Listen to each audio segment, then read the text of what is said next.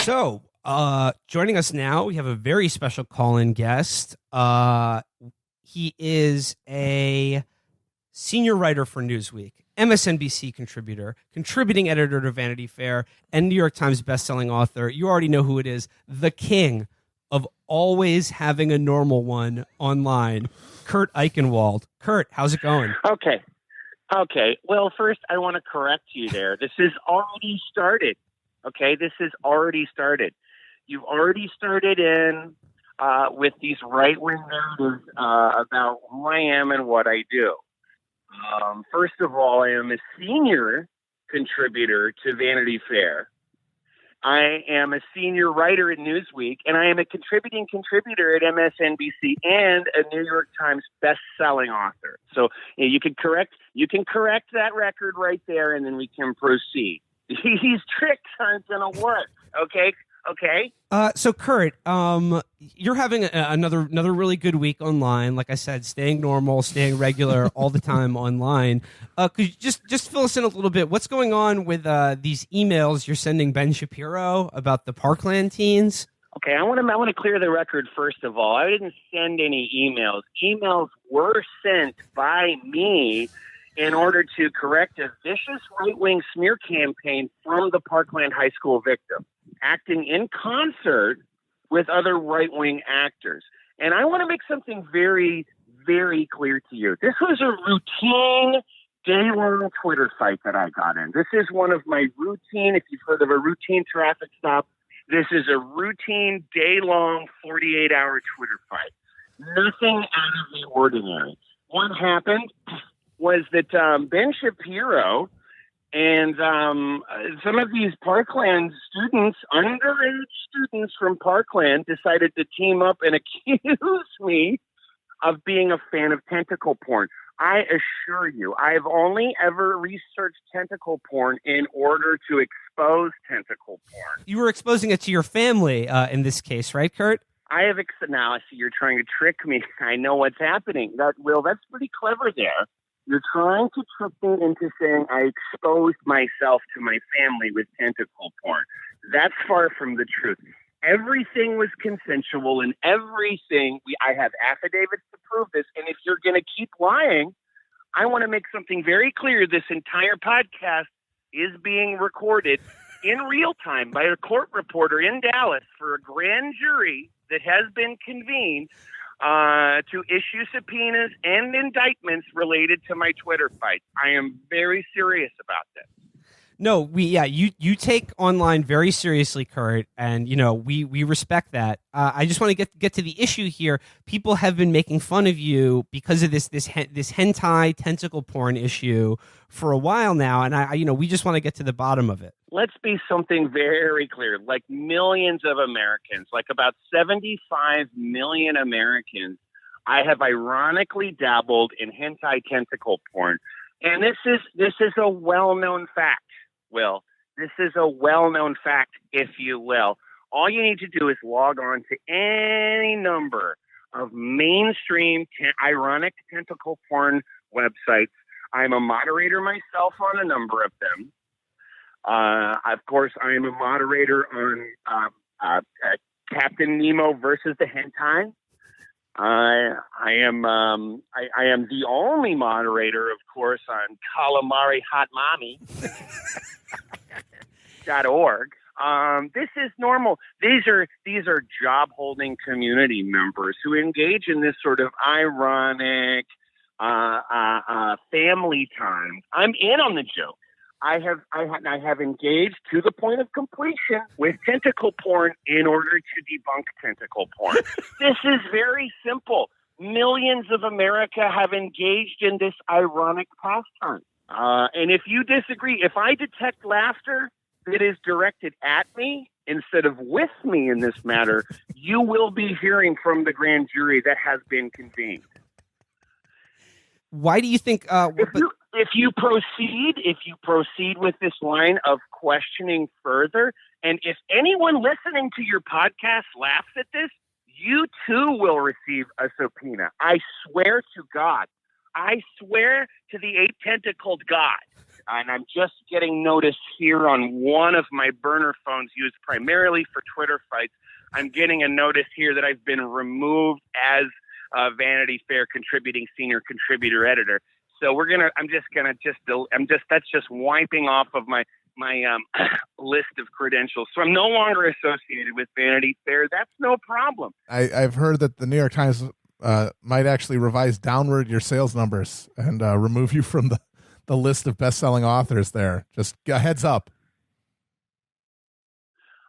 Yes. This is a valid point. Now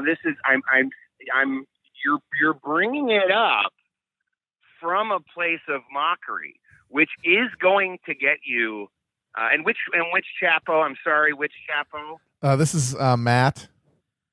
Matt Christman. You've been served. I want to let you know that you've been served. That's you've officially been podcast served.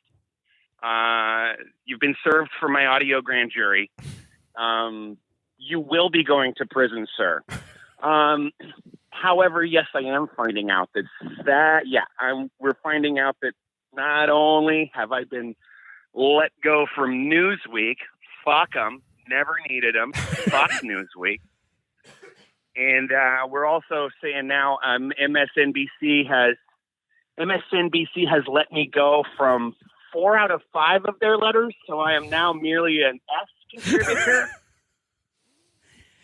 Did you become a moderator on this site as part of your research for an article, or is this just more irony? Just for a simple example, I want to just pull it up here for you. I'm going to Firefox. I'm just going to some of the open tabs that I just have, just some simple open tabs that any American writer might have on their Firefox browser on the laptop. Here's just simple. I'm just scrolling through my tabs. Bernie would have started Stalinist concentration camps. That's just something I'm working on. Bernie, screaming about Bernie, and it's a tentacle. Here, this is a good one. This is a perfect one. This is Calamari Hot Mama, and I'm logged in, and I'm just going to bring up just the first page, just a simple first page, just to debunk this hentai phobia that you are trying to inflict on the ironic community. And I'm just going to put a very simple hentai. Oh, God. And there is some ironic stimulation.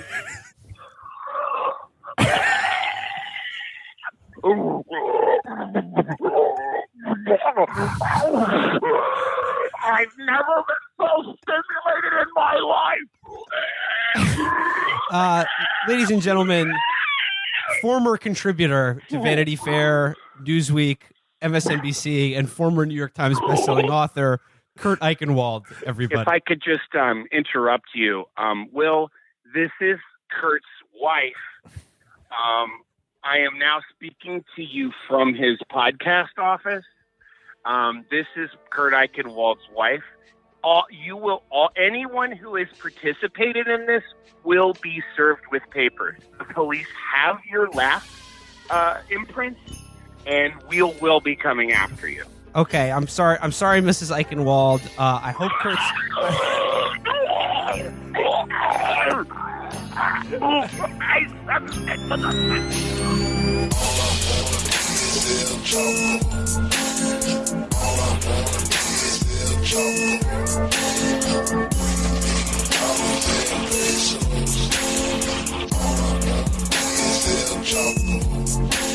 And we are back.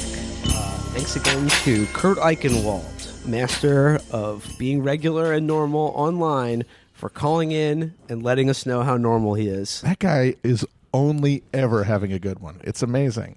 He broke Richard Nixon's record for the most consecutive days having a very good day. Always good to hear from movers and shakers in the media. I'm actually laughing right now, Henry.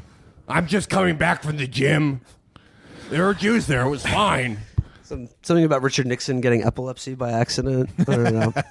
He would love if he'd ever heard of hentai, he would have loved it. That's why he opened up China, is because the Japanese wouldn't show him hentai. And he's like, this is statecraft. Bob, they've got this thing over there. It's sex with tentacles. It's the goddamnedest thing I've ever seen. I've been fighting against these people my entire life. They won't just show me the tentacles. So, moving on from one corner of the media to the other, I think events have pretty much lined up this week in such a perfect constellation that I think it would be a good idea to do sort of a deep dive into friend of the show and editor-in-chief of The Atlantic magazine, Jeffrey Goldberg. Oh, hey, Yes. Jeff. Hey, Jeffrey. Yes, the great helmsman of mainstream liberal thought. As Yeah. you see in the West Coast, East Coast in general. And you know what? This is going to be, people will accuse this of being a negative segment, but I do want to say Goldberg, he's an impressive guy. He went from being in the WWE to being the editor of the top magazine in orthodontist waiting rooms. So never let anyone tell you what you can and can't do. That's what I got to say. Jeffrey had an amazingly busy week. A lot of ups and downs, a lot of ins and outs, Maud. But I want to begin with his interview with the new Saudi crown prince, Mohammed bin Salman. Another friend of the show. Yeah.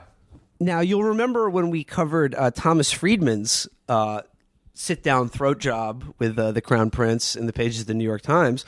I think Jeffrey Goldberg has topped, if you'll allow me to use that phrase, even Thomas Friedman in just how sloppy he can get to this beautiful new prince. Our precious boy. Goldberg and MBS, talk about big boy season. If only Kevin was there, that is... That's probably why they got Kevin fired, is because they're like, no, too many big boys in one place. We will get to this Kevin saga in a moment. I did because it see is very epic. I did see a picture of MBS in his jeans, and he is a large Oh, really? lad. He's thick. He's like 6'5", and he's thick. He's He thick rocks AF. those size 50 Levi's, Big right, time. Kevin? Yes. He the other thing about that picture, it was probably the most disastrous part of the Saudi PR push, the MBS hairline reveal. Not great. Oh my Not God. great. But look, my hairline, it's receding a little bit. It's going to be fine. I'm doing natural holistic treatments. It's going to be back down to where it's supposed to be, right in the middle of my eyebrows. But Kevin D. Williamson, Mohammed bin Salman, which is the, Kevin D. Williamson is the anglicized version of Mohammed bin Salman. That's why I got it mixed up. His hairline looks like chicken wire. It's incredible. His hairline looks like you need to take a hacksaw to it and go over the top. Felix, as you discovered, your hairline is currently just thin enough to not be able to do cornrows for comedy gags and spoofs. Yeah, so, to all the people who say, like, oh, you'll never know what it's like to have, like, ALS or something. Actually, I do. I can't get cornrows because my hair is too thin now. But this is why we're going to do a GoFundMe for hair plugs so that Felix can do cultural appropriation. We weren't getting cornrows just to have me have cornrows. It was for a video about how it's cool to have cornrows. Yeah. But no, I want to get hair plugs that are permanently cornrows, just implanted in my skull. Just stapled in there. Yeah. So the Crown Prince is doing his charm offensive of America right now. It's part of this huge PR push that, we've been talking about on this show for a while now, all the way back to when we talked about Saudi Vision 2030, this bold new plan to reform the kingdom and make it a little bit friendlier to its important allies in the West, namely America, or rather the American media, so they can stop covering the country like it's a, totalitarian theocracy that did 9/11. They have a bad doing image. a genocide right now. Yeah, and are also doing a genocide right now. They put out an entire magazine in supermarket shelves across the country, right? That was amazing. That National Enquirer, I think, published it. Yeah, it was $15. And somebody took a picture of it. I think it was in Nebraska or something. Can you imagine some fucking corn husker?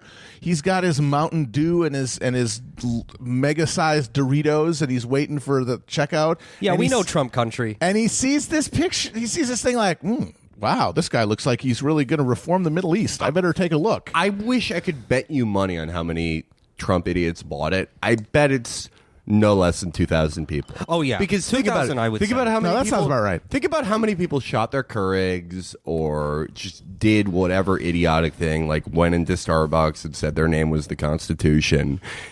they probably saw that and was like, "Oh, he's nice to Trump." Yeah, Like he's him. the guy who's going to get rid of all the terrorists because he put Trump's fat face on the side of a building. I think what's important, though, in addition to doing a circular at every supermarket in America, the real goal here for MBS, the go-to guy is Jeffrey Goldberg. If you want He's the plug. if he's the plug, he is the plug to like the one of the most prestigious flagships of the liberal media, and is also a committed partisan to the whatever the Israeli government does or thinks. Yes. So Dining partner, So Barack the idea that we now want to reform Saudi Arabia and its leaders is very important at a time in which the United States and particularly Israel have to toe the line on this rotten country because we all have the same enemies in the Middle East. And Jeffrey Goldberg is perhaps one of the most reliable conduits for that particular line of thinking, be it from the American or Israeli intelligence communities. This is what this guy exists to do. It's why he's the editor-in-chief of The Atlantic, which I think we'll get into later.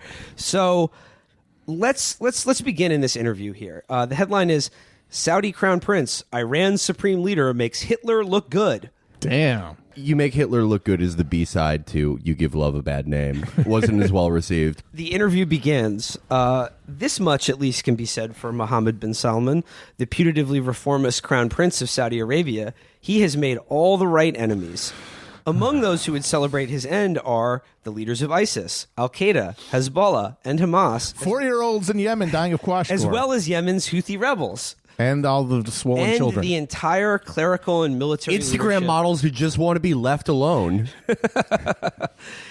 And it says here, it goes on, he says, our conversation took place in Prince Khalid's living room beneath a painting depicting the 1945 meeting between President Franklin Roosevelt and King Abdul Aziz ibn Saud, the founder of modern Saudi I Arabia. wish it was DJ Khalid. Shout out to that reference to Adam Curtis in the film Bitter Lake, which takes its title from that very meeting in the Suez Canal between Roosevelt and the founder of the House of Saud. The beginning of a beautiful A relationship. beautiful relationship that has really blossomed into so many wonderful things in the modern world. The collaboration between the post-war United States empire and fanatical, theocratic, oil-rich Saudi Arabia. It's been awesome for everyone. Lots of fun franchises all over the world. You've probably visited their locations in Afghanistan, the Caucasus region, anywhere. They have just, they're like when a doctor gets really into franchising subways. Now, the interview begins where he, tees up a nice, big,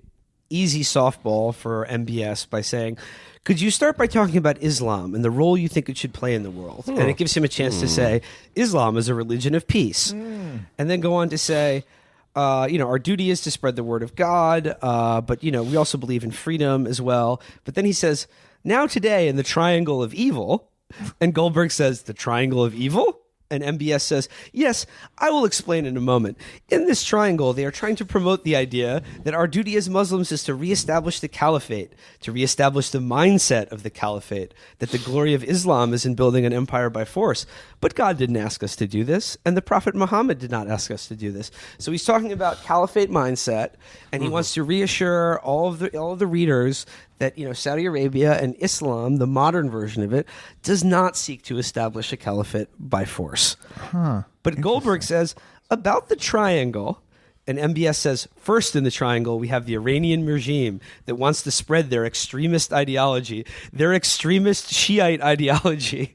They believe if they spread it, the hidden imam will come back again and he will rule the world from Iran and spread Islam even to America. So he's like, yeah, all the things that we're accused of doing, actually it's Iran that's doing it, and it's the Shiite extremism. Oh. And he's bringing up our good friend, the hidden imam. Everyone take a drink. Yeah, because, like the people who actually did try to establish a caliphate by force very recently, you guys might have remembered hearing about that. They really definitely were in favor of all of the Shia ideas. They were very Shia friendly. Oh, they were worshiping fire, doing all the bad things that they do. No, I like that. They're not Iran's goal is not any geopolitical aim. They just have to collect the Dragon Balls and get their one wish to bring Ayatollah Khomeini back. So the first part of the triangle is Iran. The second part is the Muslim Brotherhood. And the third part What? are the terrorists, which are Al Qaeda, ISIS, What? and everyone who believes in caliphate But mindset. wait a minute. I'm confused. I think it will reveal itself as the interview goes. Like the Mahdi. It's like an advent calendar. Oh, we got Syria. Oh, we got Yemen. Whoa, oh, we got the biggest piece of chocolate. It's the Mahdi. Now, Goldberg is, of course, a serious journalist. Yes. He's not going to use this opportunity to talk to this young prince, not press him on some hard, tough issues. Crown Prince Solomon, can Tekashi 6ix9ine say the N-word? I'm glad you asked, Jeffrey. He says, isn't it true, though, that after 1979, but before 1979 as well, the more conservative factions in Saudi Arabia were taking oil money and using it to export a more intolerant extremist version of Islam, Wahhabist ideology, which could be understood as a kind of companion ideology to Muslim Brotherhood thinking? MBS responds, first of all, this Wahhabism, please define it for us. We're not familiar with it. We don't know about it. Can you define the word, please? Can you use it in a sentence? Goldberg says, what do you mean you don't know about it? And MBS says, what is Wahhabism? And Goldberg says, you're the crown prince of Saudi Arabia. You know what Wahhabism is. Damn. MBS says, no one can define this Wahhabism. It's like neoliberalism. Yes. It's just a slur that, people use for, Well, that is an old line. That is an old line saying that Wahhabism is a slur and then it's not a real thing and then it's just normal Islam, which is pretty cool. I mean, if the guy who started my religion got kicked out of his village for stoning too many women to death, I'd probably be like, yeah, well, who's that bitch? I don't know her. when your main chick finds your second phone, when your main family finds your second secret family, and in Wahhabism, that second family doesn't have to be secret. Are we talking about Wahhabism or Marco Rubio? Folks, Marco Rubio. Allegedly. So he presses him on Wahhabism, and MBS says, no one can define Wahhabism. There is no Wahhabism. We don't believe we have Wahhabism. We believe we have in Saudi Wait a minute. We Arabia. don't have the thing that we don't know what it is? Yeah, we don't know what it is, but we don't have it, and we Okay. can't define it even if we did have it. We believe we have in Saudi Arabia Sunni and Shiite. We believe we have within Sunni Islam 4 schools of thought. And then he goes on to talk about those schools of thought and give a sort of filibuster, this long, meandering answer about all the different schools of thought in Sunni Islam. Yeah, you've got Inche, Entje. And then Goldberg asks, but what, he's pressing him here. This is real journalism. Mr. Too Damn Journalist. He says, what about the funding of extremists? MVS says, when you talk about funding before 1979, you were talking about the Cold War. You had communism spreading everywhere, threatening the United States and Europe and also us. Egypt had turned into that time into that sort of regime. We worked with whomever we could use to get rid of communism. Among those was the Muslim Brotherhood. We financed them in Saudi Arabia, and the United States of America financed them. True. Very true. Wait, does he go on to say they stopped doing it after 79? No, he says, well, in the Cold War they were doing it, and then after the Cold War... But that's like that's when it became its most coordinated. That's when they kicked it into its highest gears in 79. After the seizure of the Grand Mosque. After they were like, we can take all of our devout men and send them overseas into proxy wars and accomplish even more of our goals. Because we have more money now. Holy shit. That was the Cold War when we had to defeat communism. As IBS tells you, the America funded the Muslim Brotherhood too. This is making a lot of sense to me, and this is the first time anyone has been able to explain Middle Eastern politics to me. I'm sorry, Felix. I was talking to those other girls when I didn't know you really liked me like that before 1979. So they have a little back and forth about the funding of extremism, and Goldberg gets a chance to say this line. I spent a lot of time in Pakistan and Afghanistan in the late 1990s and early 2000s. Thanks, Jeff. Wow. You take any interesting cab rides over there, Jeff? Please tell me about them. Are you angling for an internship? Yeah, I have a global perspective. Thank you, Jeff. My summer abroad was the most wonderful experience of my life. So they have a back and forth on this, and then Goldberg says, you think you'll ever be friendly with Qatar again? And MBS says, it has to happen one day. We hope they learn fast. It depends on them. So here's where it gets really good. Goldberg says, and this is it gets to the heart of what Goldberg really believes in and wants to get out of this interview. He says, you speak extraordinarily bluntly about Iran and its ideology. You've even equated the supreme leader to Hitler. What makes him a Hitler? Hitler is the worst thing you can be. Oh, man, you don't want a Hitler, dude. IBS says, I believe the Iranian supreme leader makes Hitler look good. Goldberg, really? Hitler didn't want to do what the supreme leader is trying to do. Hitler tried to conquer Europe. This is bad.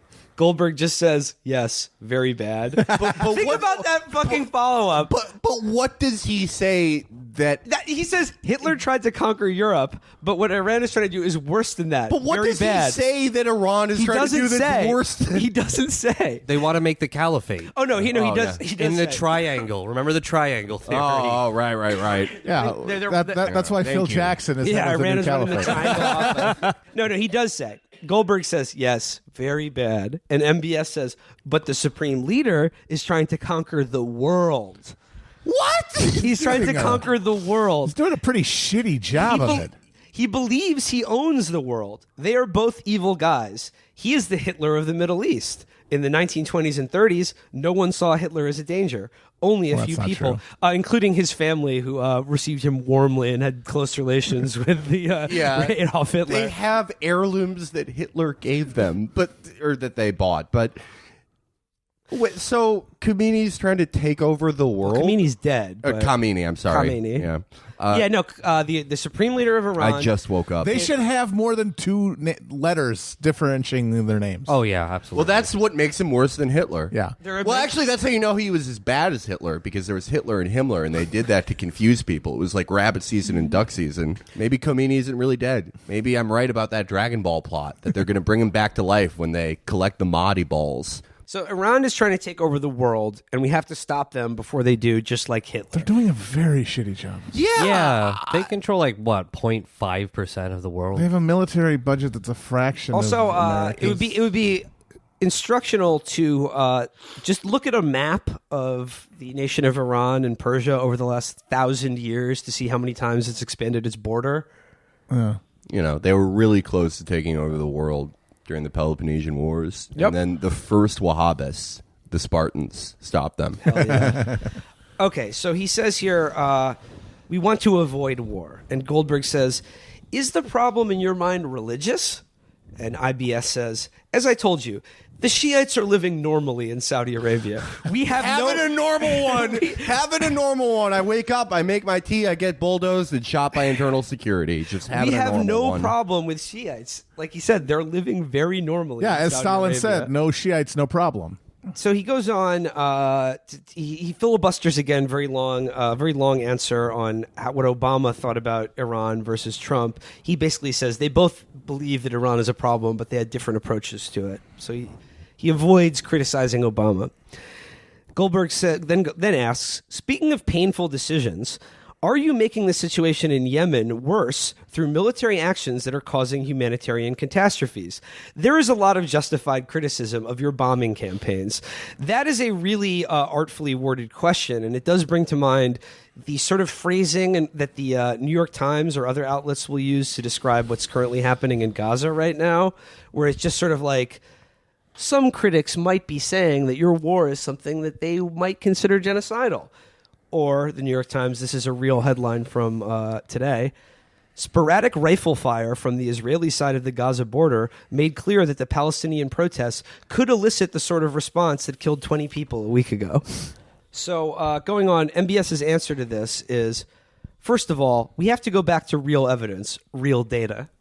I'm not even going to read the rest of his answer MBS here. just scrolling through screens, Minority Report style, and half those screens are just Instagram models, and he's throwing hearts and commenting like, I love you, you're so beautiful, come here. And then on the other side of the screen, just Google like how to pretend something doesn't exist. Welcome MBS to the Vox.com masthead. And so, yeah, he lets him skate on the idea that he's murdering, that he's entire carrying out a country. genocide in Yemen. And then, there's not much more in this interview. He gets him to say that, Israel has a right to exist and that Saudi Arabia has no problem with Jewish people either. And that prompted David Frum to say that MBS is now officially better on Judaism and Israel than Jeremy Corbyn is. Right. MBS is the head of the country where if you were Jewish, you're not allowed inside it. And if you practice the religion openly, you will be executed. Well, he is right, though. I mean, this is a better friend to Israel than Jeremy Corbyn. That's true. That's the thing. That's all that matters when people when Fromm and Goldberg talk about being good. They're not talking about being good for Jews. They're not talking about creating an environment where Jews are open in a society. They're talking about supporting Israel. That's all that matters, because the whole goal for all of these motherfuckers is to get all the Jews into Israel eventually and turn it into just a steroidal nuclear powerhouse down there. Every single Jew in Israel for a huge party. Yeah, that's the idea. Well, you know, when two big boys get together, you get a great big belly full of truth. Well, here's what I don't get. So MBS has all this money to spend on, propaganda, but they still sell the tabloid. They don't just give it away, they sell it. Because they're in America. If something's free, it's worthless. That is what we know. And Now, they understand that much about us to know that. How many flyers have you been given in your life? Of thousands. Yeah. What have you followed up on? Probably only the flyer we were giving out to get a new host for the show. I've got a filing cabinet full of them, and one of these days when I get some free time, I'm going to go through Now, them. you Yeah, said you imagine they're like the Spartacists. They're just hanging out around convention centers, selling the MBS, or just handing out the MBS issue of National But it's Enquirer. glossy, and there's fun. Yeah, There's exactly. trivia in it. There's Exactly. gossip. That's there's why it's worth there's money. A crossword puzzle. Okay. Before we get into more Jeffo, there has been this multi-month long push where MBS will talk to whatever shitty liberal journalist, whether it's Goldberg or Friedman, et cetera, et cetera. But the one thing he got that is worth more than 1,000 of those combined is the Rock cosign. Yep. He got true. co-signed by Dwayne the Rock Johnson, Dwayne All Rock Johnson, as he is now called. Yep. That's a very Bill Maher joke. Please put it in the real time. Well, how about this? Why doesn't he just buy The Atlantic or any of these other publications? They have more than enough money to do it. Remember when people told us we should run a news site? No one wants to get into that business. Now, you say for this propaganda effort, it makes sense that they would sell this $15 glossy magazine. As counterpoint to that, I will direct your gentlemen to the book that I have displayed on my bookshelf, Xi Jinping, The Governance of China, a book that includes many glossy photographs and fairly high production value, High quality. given out for free by the government of China. Can you believe how benevolent he is? Well, yeah. So I don't know who's doing better, President Xi, maybe President Xi. maybe the greatest world leader of our time, or Way MBS. closer to conquering the entire world. Yeah, than yeah. Iran or Saudi Arabia. And also, you know what? Unlike Saudi Arabia, Iran deserves to conquer the world. That interview with MBS, that was a good kickoff to Jeffrey's week, but it wasn't even him just letting this asshole say Iran wants to conquer the world with absolutely no pushback whatsoever. Not even close to being the most embarrassing thing that happened to Jeffrey Goldberg this week. The most embarrassing thing, for sure, was the hilarious implosion of the Kevin D. Williamson saga and his unceremonious canning from The Atlantic almost as soon as that fucking Minge the Merciless, as we've been calling him. That's was not a hired. fucking mispronunciation, people. We're It's a saying joke. that his mouth, it looks like a hairy pussy. It's a very smart joke. You need a high IQ to understand it. Jesus Christ. So, Jeffrey's role in the Kevin D. Williamson saga is underrated because people have been largely focusing on Cold Stone Steve Austin, the fat Yes. people's eyebrow, And- Minnie the Merciless. The El Nino of Big Boy season. Yeah, they've been focusing on Kevin and also the intolerant libs. and the intolerant libs and whether Kevin's a martyr or not. But really, Absolutely. the real player here is Jeffrey Goldberg, who made the decision to hire him to be a contributor to their new ideas section. And when the controversies first started coming out, particularly Kevin's comments regarding that women who have gotten abortions deserve to be hanged. Jeffrey's response to that was, in effect, I don't agree with Kevin, but it's a tweet. Come on, people. It's a tweet. We shouldn't judge people based on a throwaway comment or whatever. This was the same argument that Brett Stevens made. And Jeffrey was implying that, again, liberals are being too precious. It's important to hear other ideas, even if you disagree with them. And basically said that Kevin was talented, but he was just trolling.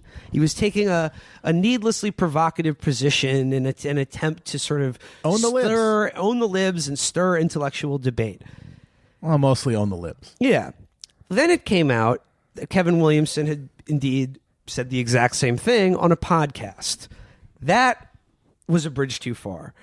And in Jeffrey's response to it, he seemed to say that, a tweet is one thing, but him saying the exact same thing in an audio version is too much. And he said here, he did not want to judge people for their worst tweets or assertions in isolation. But then on Thursday, Mr. Goldberg wrote in a memo to his staff that he had come to see the writer's remarks on Twitter as something more than merely trollish.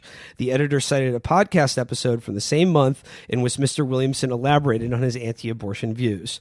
The tweet was not merely an impulsive, decontextualized, heat-of-the-moment post, as Kevin had explained it, Mr. Goldberg wrote. Furthermore, the language used in the podcast was callous and violent. What heat? This runs contrary to the Atlantic's tradition of respectful, well-reasoned debate and to the values of our workplace. Just because he was sweating when he tweeted it doesn't mean there was any heat in the moment. A quick aside here. Treat of the moment. I'm reading from the New York Times coverage of this, but it has this little nugget here that is just too good to pass up. The podcast in question was a national review show called Mad Dogs and Englishmen, hosted by Mr. Williamson and Charles C.W. Cook. Oh, God. The title of that podcast is more offensive to me than Kevin comments on capital punishment for women. Oh, my God. That would be the name of a morning zoo crew show in the Raj if it still existed. Oh, my God. Yeah, that's what... Oh, God. That's what Opie and Anthony would be called in Victorian England. Yes. It's just very upsetting. Oh, God. What's hilarious about this, there's probably like a whiskey review corner or something. Oh, God. We have to listen to gin. It's English. Oh, yeah, it's Definitely gin. Oh Yeah, God, yeah. they drink gin. They're probably smoking really shitty cigars while doing it.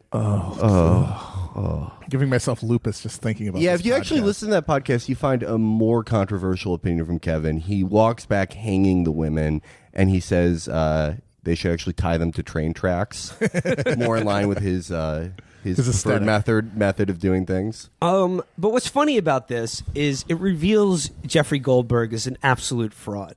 Because his whole thing in trying to hire Kevin in the first place is like, he's provocative. We're a liberal magazine, but we're not afraid to challenge ourselves and have ideas from outside the bubble. And then when confronted with Kevin's actual beliefs, his defense immediately is he's just joking. Yeah. He doesn't really believe that. Yeah, and then he has to walk it back when it becomes obvious that, yes, indeed, he does believe it. So Yeah, it's a lot of almost- fucking respect that someone like Jeffrey Goldberg has for conservative ideas. Well, that's just it. It's that the thing that needs to be gotten away with completely is the idea that there are any ideas being discussed or exchanged in any of these things. On the New York Times op-ed page, at the Atlantic, there are no ideas being transmitted. No one is learning anything. You are intentionally riling up an audience for response. It is just the clickbait model of online publication brought to the mainstream. That's all that it is. It is totally vacuous, and that's all that it exists to do. That's true, but like the other important thing particularly about what the Kevin saga tells us about the current state of the liberal media is that they are at a crisis point in their The media. in their sort of self-image and conception, because The Atlantic is a magazine owned by David Bradley, who is a committed ideological neoconservative, but sold and pitched to an audience entirely of cosmopolitan liberals. The New York Times has sort of a similar dynamic going with it. The thing is, what they are selling to their readership is the fantasy that they are smarter and more open-minded than the baying, idiotic hordes that are beneath them, the Trump voters. This is And that's the thing. This is why the most important qualification for Kevin Williamson or Brett Stevens or any of these guys is that they're against Trump. Yep. Here's the problem. These people have their only influence now is with liberals. Mm-hmm. The conservative movement and actual body politic has completely passed them by. There is no such thing as a anti-Trump conservative now. Not on the ground. No. Not with any actual influence over government or policy. Every single anti-Trump conservative has a column somewhere. Exactly. There are probably this is not an exaggeration. This is my best guess. I would say there are probably between 500 and 1,000 people in America who think Trump is bad, but the Iraq War was good. So, like, all these people have columns, and their only influence is with a liberal readership. However, the one line, the abortion technically still is the red line, because libs can identify, they're happy to entertain, thoughts of foreign intervention or cutting Social Security or free markets. However, things like wanting to hang women for getting an abortion, or just the outright criminalization or demonization of abortion, is still something that most people who read The Atlantic rightly want nothing to do with. Not even nothing to do with, but like they don't think rightly that it's an idea or a thought that should be given serious treatment Well, it's the only in a thing magazine that the only they're thing paying that makes for. them liberal is that they're pro-choice. Exactly. So they're going to their core in a way that all this other contrarianism doesn't. Exactly. And here's the thing, though, is there's no more need for people like Kevin D. Williamson outside of these sort of, hot houses like the National Review, or things that are pitched solely to ideological conservatives of a certain variety, right? Mm-hmm. What the fuck use does it have for the New York Times or the Atlantic to hire these people? Just to goose their liberal readership into considering whether maybe we should criminalize abortion? These people have no they have no influence over policy or the conservative movement anymore. So what does their value add to a place like the Atlantic or the New York Times?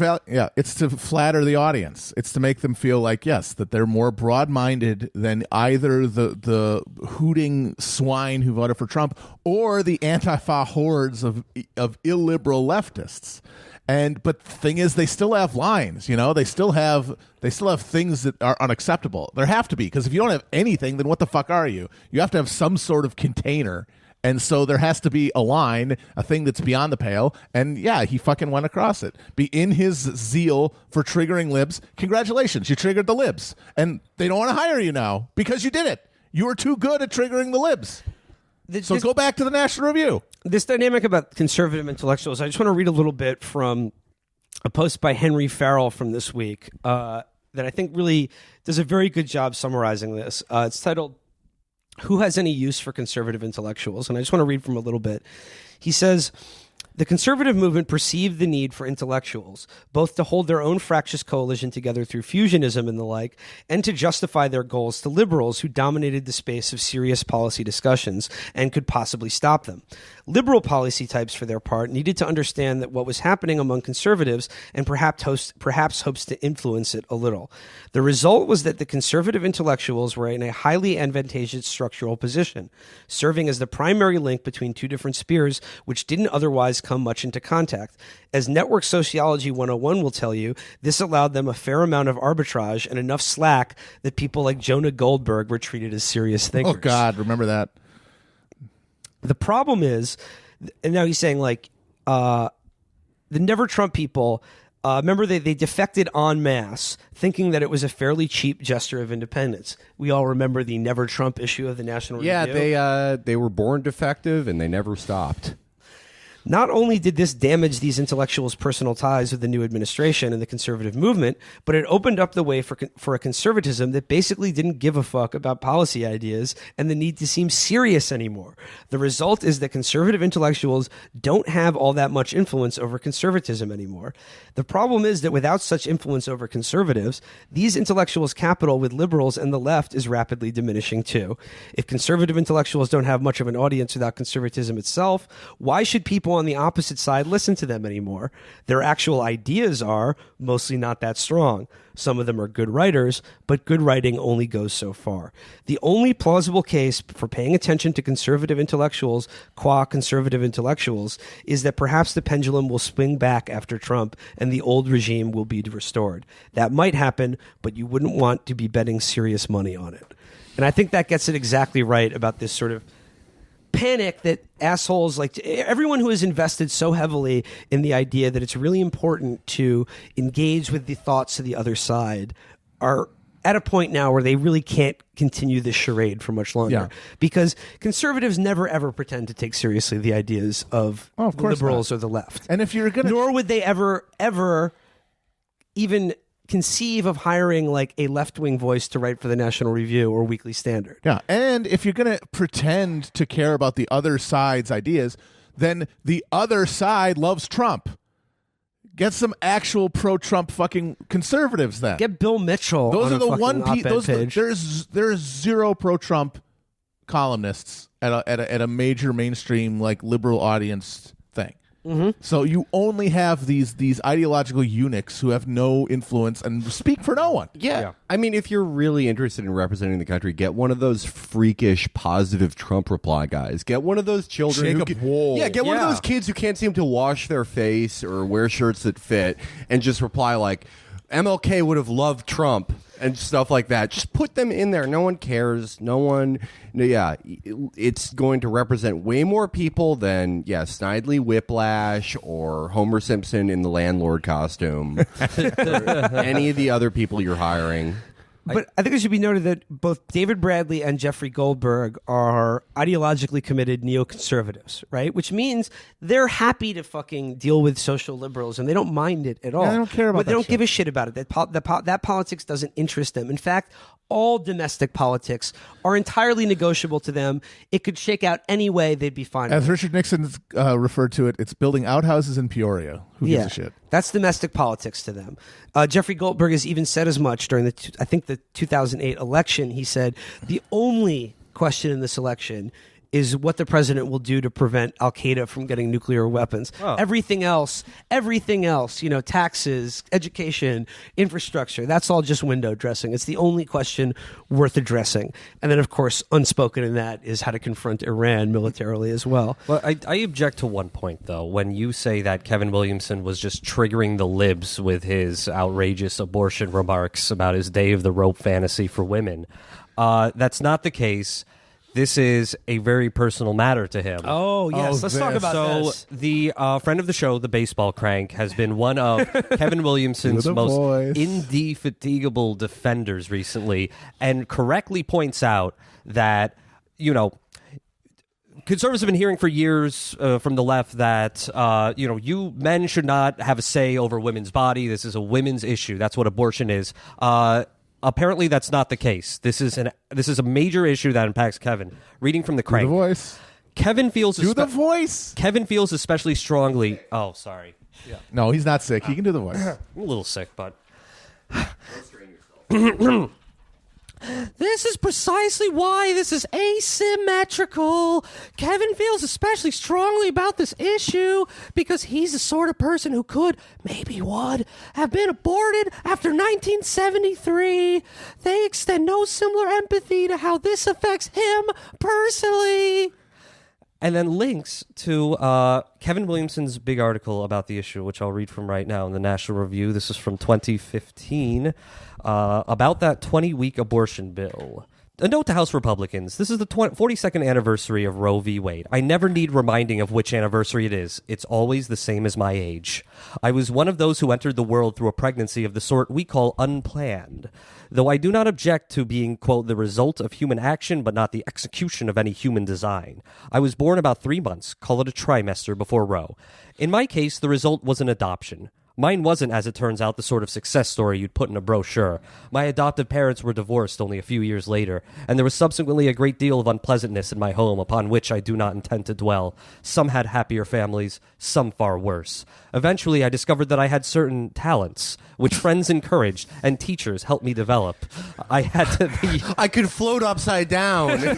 Was invisible in mirrors. I had the uniquely American experience of playing high school football in West Texas for what was the longest losing... Friday Daywalker Lights. More like Friday Night Frights. Learned a trade at the mighty Daily Texan at the University of Texas, and then moved to India to apply it. I was editor-in-chief of a small newspaper before I was 30, and started a daily newspaper in Philadelphia a few years later. I failed at that, but it was tremendously fun. And on our better days, we put out a more interesting broadsheet than the Inquirer. I've published a few books, had a few rejected, walked in the foothills of the Himalayas, and driven a convertible through the Alps, gotten into bar fights, played Bach's Prelude as part of a classical guitar duet. I work at the only magazine I've ever really wanted to work at, and Bill Buckley once asked me for a word he was unable to call up at the moment. There have been a few rough stretches and some that have been nearly perfect. None of it was optional. I've been a puppet, a pauper, a poet, a poet, a poet, and a king. Is it possible to give somebody like a 500th trimester mercy abortion Well, after that? That is the most depressing thing I have ever heard. Okay. Oh, yeah, you want to abort me? Guess what? Bill Buckley placed his lizard hand on my shoulder. I got my book rejected. I've been in bar fights. I've had a little drink called tequila. I've driven a car. Yeah. Oh, yeah. I could go to the movies by myself like that. I climbed the gentle foothills of the Himalayas. Yeah, like if you get off of the airplane in Kathmandu, congratulations, you're in the foothills of the Himalayas. I've gotten into a hot tub without my T-shirt on. I think if your pro-life position is you need to ban abortion or else Kevin Williamson will be aborted, you're fucking up because he's not really a sterling example of the people that you want to have around.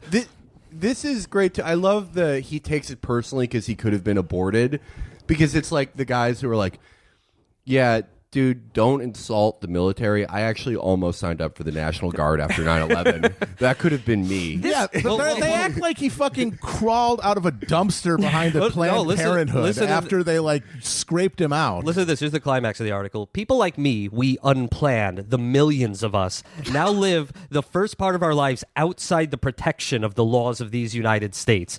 He's comparing himself to Dred Scott. Our lives, and very often our deaths, are instruments of the convenience of others. That was different in my case by a matter of a few months. It is impossible for me to know whether the woman who gave birth to me would have chosen abortion if there had been a more readily available alternative in 1972. I would not bet my life, neither the good nor bad parts of it, on her not choosing it. Well, Virgil, as you rightly pointed out, we're in a weird place now where genetic screening is able to tell earlier and earlier if your fetus will become a National Review columnist. And we're in danger of losing them, all of them. Ma'am, your child will be perfectly round. Two things. Ma'am, your child is already trapped in the uterine elevator. Ma'am, your child will never be able to ride the New York City subway. Two things. One, he could have been aborted before Roe. Yeah. The idea that there were no abortions before Roe, you're a fucking idiot if you think that. People were having plenty of abortions. They were just unsafe and often dangerous for the mothers. They would actually throw the baseball crank at them. That's why he's so against it. And two, anybody could have been a fucking abortion. This idea that only unwanted pregnant or only poor women or only people who go on to adopt their kids might have been. Plenty of people plenty of women have abortions who are married, who have children already. It's a choice that 30% by some estimations of American women have made.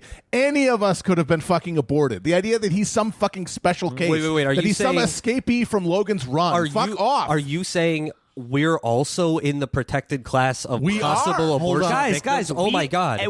Everyone in this room, we're all survivors. Any women listening right now, I just found out I survived a near-death experience as a child. I don't want to be alone. Please protect me. I actually help send nudes. I actually would like to talk about this from a slightly personal perspective. Matt, you mentioned, does the pro-life movement no favors to have Kevin Williamson as their spokesperson saying the thing that they all actually must never, ever actually say, which is that if abortion becomes criminalized, women will be punished with force of law. Sense. If not executed, certainly put in jail, as is the case in every other country where abortion is illegal. Like El Salvador, there are women in jail for having miscarriages and shit like that. Of course. Well, in Indiana too. Yeah. We've done that here. It's just not on the law. It's just not on the laws in that way, but we do that here. But also the idea that, like, had I been aborted, Kevin Williamson, wouldn't be here sharing my brilliant thoughts and writing with you is perhaps not the best sales pitch either. Kevin makes the point, and his defenders have done this, as Virgil pointed out. They're getting into this big debate that, like, this is personal for Kevin because, he missed the cutoff by about a week. Now he's out for justice. He's out for justice.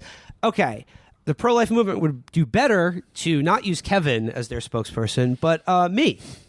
Because I actually come from the exact same circumstances as Kevin. I was born to a teen mom and adopted very shortly thereafter. No, I don't. I'm not saying I would prefer to be dead.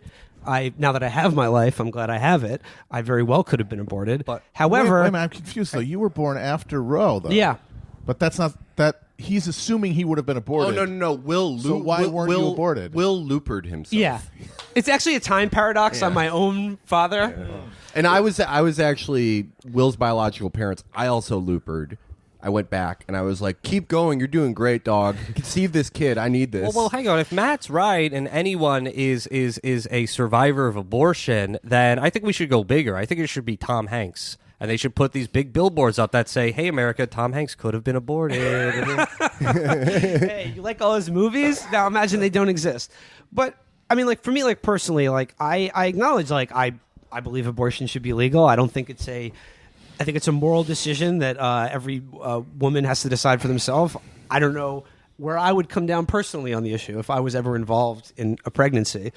However, if you ever have sex, someday we'll find out. We'll find out, hopefully, knock on wood. However, the thing we've is... been trying for years, you and me. The point is, the line between existing and not existing from the moment of conception is something that could be said about everyone. And... I'm sorry, like, if my life just blinked out of existence at the hand of a doctor or a unwanted pregnancy, well, then I can't say that not existing really bothered me before then. I'm with Kierkegaard. Or no, I'm sorry. I'm with Schopenhauer. I think it would have been better if none of us had ever been born. Well, like I said, now that I'm here, it's pretty good. And for now.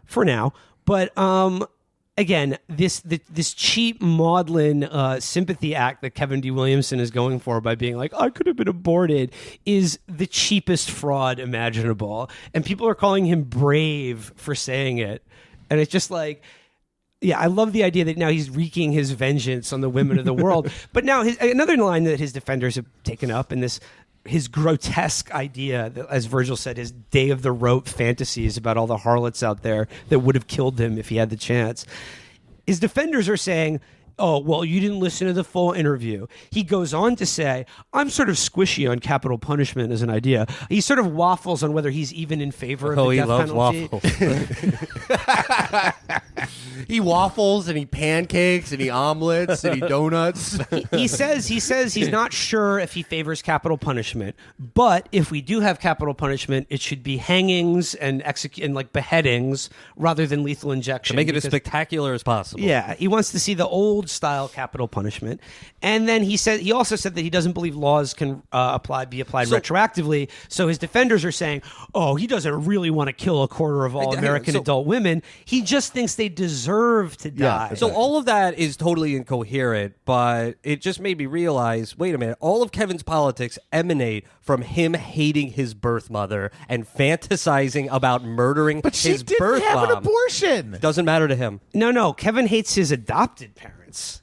That is definitely true. If you read his articles about his relatives in Lubbock and how the utter hatred and contempt he has for them. Definitely hates. He hates. I think he hates his birth mother and adopted mother and all moms everywhere. Yeah. So he hates all parents. He's like the conservative memes about David Hogg and Antifa. He formed his politics when he saw the Beastie Boy videos where they throw a pie in the mom's face for telling them not to party, except it's a gun.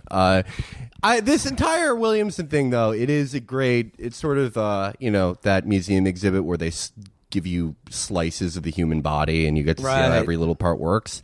This is kind of that for the conservative victimhood complex, because their whole thing for pretty much my entire life has been like, oh, your liberals are a bunch of pussies. You just come up with these new identities you can go into, slot yourselves into to make yourselves a protected class. But the moment it turns around on them, it's like, no, I'm actually an abortion survivor. And they who spent years and years and years trying to get everyone fired, the fucking Dixie Chicks, everyone. How about just Kaepernick of a more recent vintage? Fucking Colin Kaepernick. The second it can be turned on them, they're like, you should never go after someone's job. And I actually, I'm more sympathetic than most people to I'm more negative towards getting anyone fired than I think anyone in this Williamson debate. But from those fucking people who did that more than anyone, who pretty much got the ball rolling on all that shit, whenever it can be possibly turned around on them, suddenly they have every type of identifiable identity quantifier. And they are just so opposed to going after anyone's livelihood. And in the end, who gives a shit? Kevin D. Williamson is going to be invited back into the castle and blah, blah, blah. But he's a literal landlord. yeah. Well, and also, I mean, sorry, Jeffrey Goldberg. Yeah, you fired him, but once you invite a Kevin Williamson into your magazine, he can come and go as he pleases. You better get some fucking garlic, buddy. One kind of parenthetical thing, though, that I would like someone to explain. Someone of the Connor Frycore or Brett Stevens of people. By the way, Molly Hemingway brought this up. Is Connor Frycore, is he going to resign from The Atlantic? You really should. Is he going to resign? No, he's not. Connor resign. Yeah, be principled, buddy. But I need them to explain to me what are tweets. Are tweets an example of a budding hive mind of illiberal neo-Stalinists enforcing political correctness on people, or a place to blow off steam that doesn't mean anything? Which is it? Because the people who are saying they're just tweets, like Brett Stevens wrote, they're just tweets. The guy has written approximately 5 million columns about the awful tweets of the left that prove that we're headed towards gulags. So what the fuck is a tweet? Is it only a tweet when it's one of your fellow media class ghouls? And when it's the hoi polloi, it's pitchforks. Maybe I guess that's the explanation. I think certainly similar to that. Alex Perrine made a good point about this a while ago, and he brought it up again with regards to the Williamson thing. Just like underscoring, I sort of said it earlier, but people in the liberal media class are very invested in this idea that they are charitable and open-minded to their colleagues on the right. So much so that they invest so much in this idea that it's just intellectual debate, it's just tweets. They don't actually believe the things that they claim to. Nobody could possibly believe that you could execute a woman for making a painful but personal medical decision. Yeah. No, sorry. There are plenty of people who really do fucking believe that. And what's more, this whole abortion, pro-choice, pro-life debate on the question of punishment is actually a very good one that I think we should be having, and that I think the pro-choice side needs to be asked quite point blankly, what punishment... Pro-life, the pro-life side... Ooh, you. It's easy to confuse these things. It's both. The people who want abortion criminalized should be asked, and they should be made to answer, quite frankly, what sort of criminal punishments will be in store for not just the doctors or the women who procure them. Let's say you drive a woman to a clinic. Let's say you give her money to get an abortion. Are you an accomplice to murder as well? There's a whole litany of crimes and accomplices that can be opened up now, and I think they should be forced to delineate exactly what kind of punishment is in store for these people should Roe v. Wade be overturned and they get an abortion in a state where it becomes illegal. Because it really does expose a fundamental problem for the anti-choice people that has been kept at bay just because it doesn't come up, because it's all in the context of Roe versus Wade. The implications, like the actual legal implications, are sort of pushed away because it's still theoretical, but because abortion is supposed to hinge on this question of whether a fetus is a person. And it is something that is metaphysically impossible to know. All you do is you have intuitions one way or the other, and those sort of shape your politics from it. But most people, intuitively, if you told them who has more rights, a human woman who you could talk to and who has a name and a personality and memories and can speak words and has a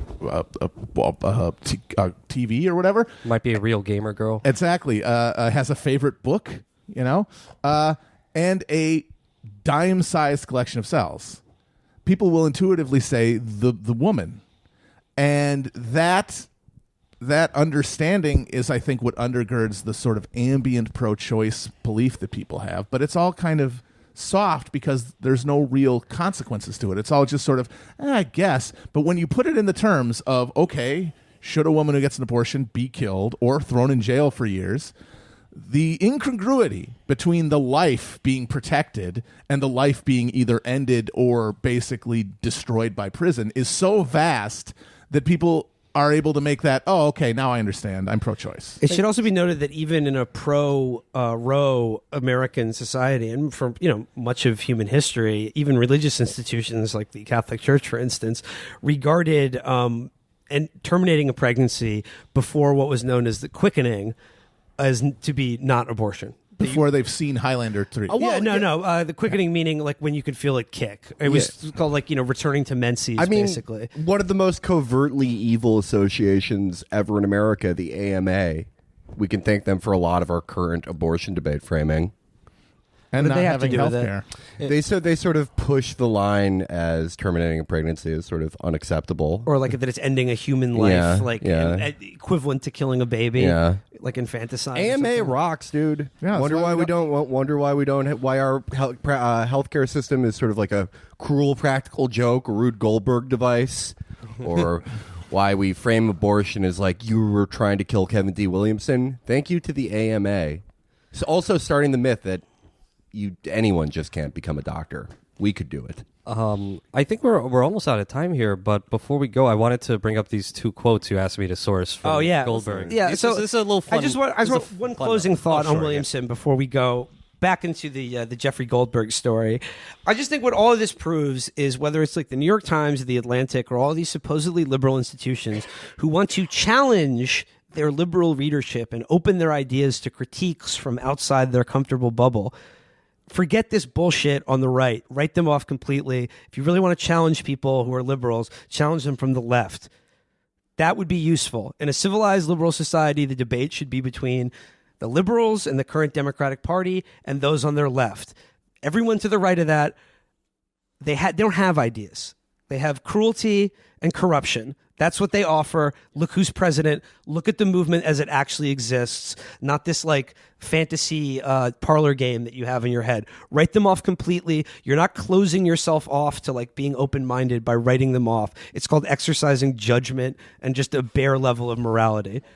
Yeah, and I want the pages of the Atlantic to be a sparkling debate about whether the labor aristocrats of the core capitalist countries need to be re-educated where they live or forcibly spread out throughout the rest of the world. That's the fucking debate that's worth having. That would certainly make their readers uncomfortable. Yes. If that's what they're looking to do. Way more than fucking Brett Stevens farting out another column about college students. Seriously, though, if you want interesting people in there who actually have an audience, because I guarantee you no one is clicking on these other fucking articles, get Brianna Gray, Alex Press, Shuja Hader, Ryan Cooper. There are so many people you could hire that would write interesting things that people would actually read, that would prompt the beloved parlor debate you love so much.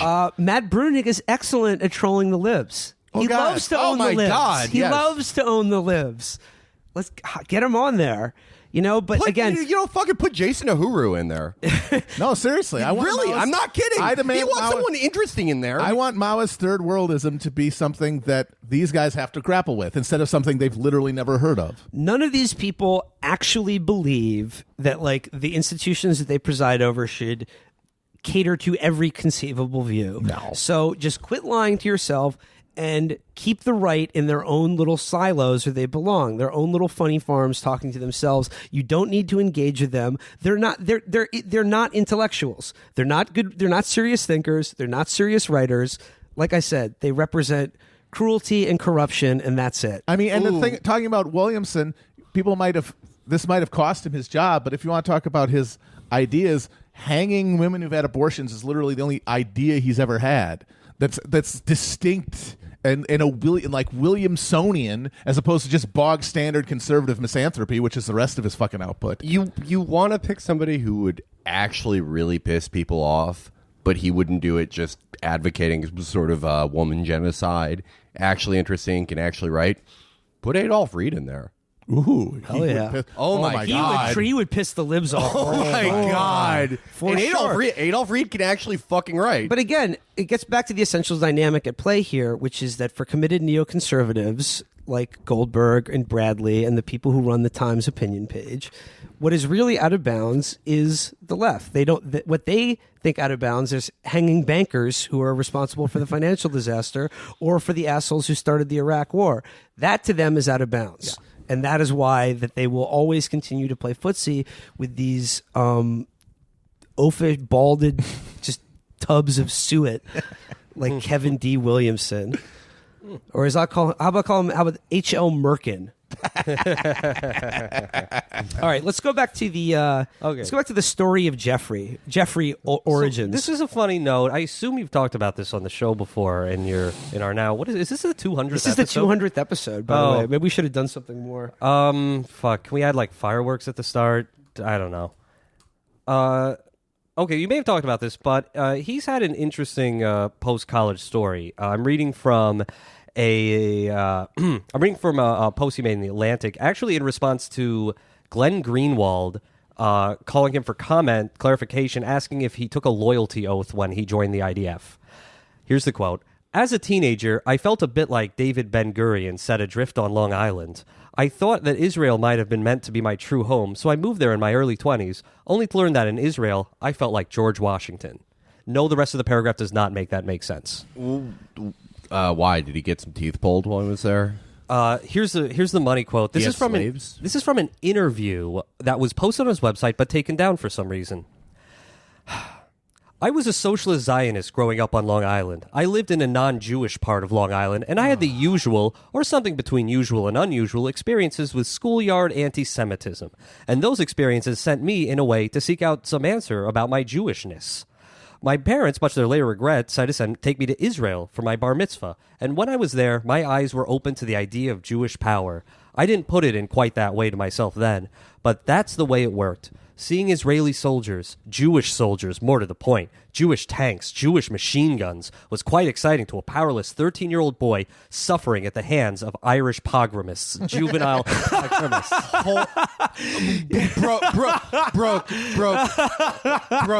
Broke. The Irish were slaves. Woke. The Irish did the Holocaust. That is very edifying, though, because it hits at a very, very Western pathology. Politics are not the execution of power and opposing forces and the division of resources. It's personal discovery. Sorry to all the Palestinians, but I really had to find myself as a Jew growing up on Long Island. They had cool tanks and machine guns. It was badass. It definitely shows you that there's nothing ennobling about being abused or oppressed, because this guy got punched by some O'Doyle brother, and then he decided to go to Palestine and beat the shit out of some excuse me, but the prisoners. Syosset crystal knocked is nothing to laugh about, Nat. He doesn't even say getting punched or beaten up. He just says schoolyard bullying, which just means they were probably teasing him for being a little butterball. Yeah, the cast of an Ed Burns movie called him fat. Here's what is so telling about that quote about like just being around Jewish tanks and Jewish soldiers. This little pussy had to fucking travel to a foreign country and then be ensconced in what he regarded as his own personal military state to feel any shred of self-confidence. But not just even be safe that way. Then he had to assert himself on prisoners, on unarmed, shackled prisoners. This is what he says. Oh yeah, abusing. This is Zionist eat, pray, love, but with Jeff's case, it's just eat, pray, love. So he goes in the early 90s. He joins the IDF. He moves to Israel and then becomes a prison guard. And here's what he says about this. It was hopelessly exotic for me. I mean, I'm from the South Shore of Long Island. And then, all of a sudden, I'm in the Negev Desert by the Egyptian border as a prison guard in what's probably the largest prison in the Middle East. Record scratch. Guarding the future leaders of Palestine. It was pretty exciting.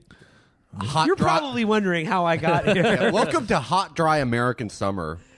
So, yeah, no, he felt, like I said, he was a fat kid from America, was probably a nerd, probably never got laid, probably felt inadequate, and he had to join another country's colonial military force to feel good about himself. This is like when McLovin hung out with the cops. This is wonderful. This is an enriching journey of self-discovery. If Jeff Goldberg had been born 40 years later, he would have been that college-age woman who tried to crowdfund her second birthright trip. Oh, man, that is deep Twitter lore. Now, it should be noted that in 2012, he tried to walk back what he wrote in his own book about being a prison guard. And he says here in an interview about it, he says, the actual title of my position was prison counselor, believe it or not, which meant I saw after I got to go to the big counselor's dance. He goes, the proper translation is prison counselor. He goes, I saw after you snuck across the lake to the women's prison and woman counselors. Yeah. He goes, I know a lot of you Palestinians think you might have a state one day, but I'm here to tell you, it just doesn't matter. It just doesn't matter.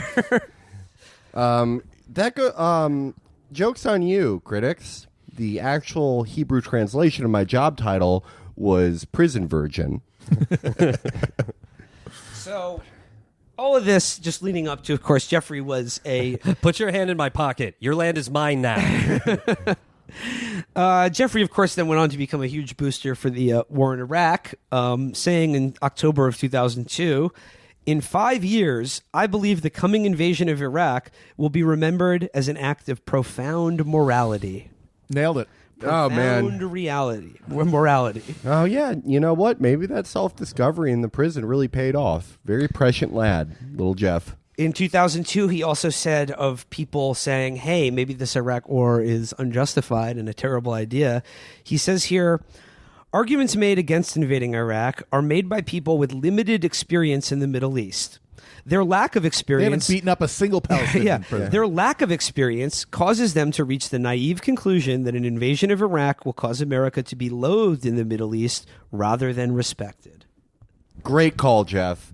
All the people who made that call, who, just by accident were 100% right, they never had the self-confidence that you get as a fat kid in Long Island who was bullied by the brothers McMullen and shows up and gets a toothy blowjob from a bored IDF conscript. Hey, man, all those articles for the Iraq War, that was self-care, okay? Who are you to judge? Yeah, Jeff Goldberg should just quit the Atlantic and put a cash.me link in his bio. So anyway, Jeffrey Goldberg exercising the same judgment in his Kevin Williamson hire as he did in his Iraq war predictions. Hard to say which one will prove out to be worse in the long run. Well, it's sad. It's sad that Kevin D. Williamson saw his own shadow and Big Boy season ended. All right, so that about does it for our retrospective on the career of Jeffrey D. Goldberg and our profile of abortion survivor Kevin D. Williamson. And if you've learned anything today, all the members of the show, abortion survivors, so please stop yelling at us. I actually survived an abortion and a fire. Yeah, none of us should be alone right now. And I have allergies. Okay, guys. Well, let's say something, though, about our... Well, this is officially our 200th episode. 200 hundo epos. Imagine that. Long, strange trip it's been. Like Kevin Gates says, life treats you differently when you're blessed. I'm Forrest Gump reincarnated. Yeah, so thanks for sticking around for 200 episodes. We will be here for another 200 more. And I guess before we leave, I should... After that, it's done. Yeah. No. Chapo will ride forever. Chapo forever. Wedding after wedding after wedding. Before we leave, I should give a shout out to our guest producer sitting in today, Travis. Travis works on Last Podcast on the Left, another very excellent show, which if you're not familiar with and you're looking to pod, check it out. Last Podcast on the Left.